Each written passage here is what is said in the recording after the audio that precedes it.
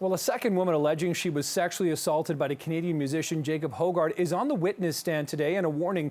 Some of the details that are going to be ahead in this conversation could be considered disturbing to our viewers. So we're going to talk about the proceedings and the trial so far with criminal defense lawyer Kim Schofield. Kim, thanks for being back here on CP24 live at noon today. So we have the second complainant here testifying this afternoon. Well, they're on lunch right now, but she's been testifying this morning. What do you take from her testimony, and how do you sort of contrast that with the earlier testimony from the initial complainant in this trial?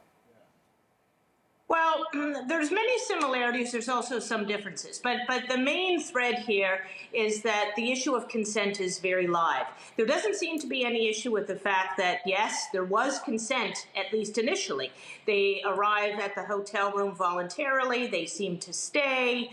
Although that consent seems, with both complainants, to be withdrawn at some point. And consent is something that it's not just you consent once and then you're consenting throughout a sexual encounter. Consent can be removed at any given time, and if it's reasonable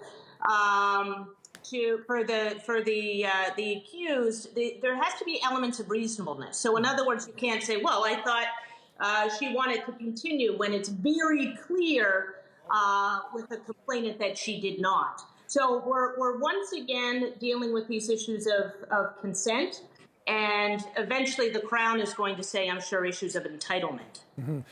It's interesting, Kim, in some of the testimony today, I mean, it's disturbing, really, the fact that the complainant is saying, she felt like she was going to die. She thought she was effectively going to be, like, choked out, really. And that the accused was really just sort of ignoring the cues, et cetera, here. So, for example, could consent be withdrawn just effectively with eyes, with body language, or does it have to be verbally said no? Consent can be withdrawn. But we get into this point that it's not, we don't have to get into the mind of the complainant, because that's not a relevant factor on a prosecution when you're looking at the guilt of the accused, rather the mind of the accused. So we have to look at not just issues of consent, but issues of mistaken belief in consent. And that mistaken belief has to be held reasonably. So it can't be, I thought she wanted to continue, when all indications was she didn't. But if she says, I decided I didn't want to do this anymore, but I was frozen and could not respond, then there's a clear defense of mistaken belief in consent, because it has to be communicated in a way that an accused person reasonably knows that that consent has been withdrawn. So these cases sound remarkably difficult, A, to prosecute then, Kim, and B, to defend.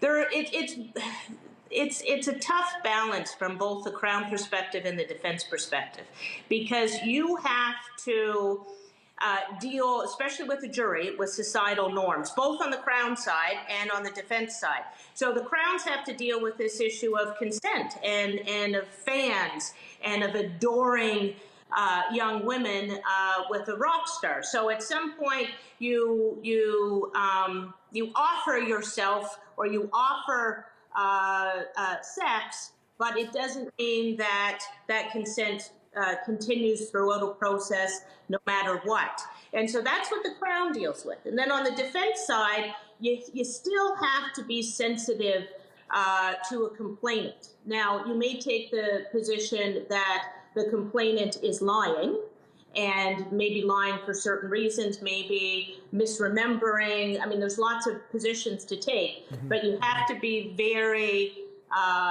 cognizant of not appearing to be bullying or beating up on complainants, especially young women. So how do you assess right now currently the defense approach in this case? Well, I think the defense approach is obviously the instructions that she's received from her client, but is that this issue of consent, it's not a mistaken belief of consent. It is clearly that there was consent throughout, and the consent was only withdrawn kind of as a regret. So the withdrawal of consent is a regret, and therefore I reframe it either consciously or subconsciously that I never wanted to do it in the first place. That seemed to be what was the clear defense position, at least with the initial complainant, which is you lie about this because it is more convenient for you, or you have some quote unquote explaining to do.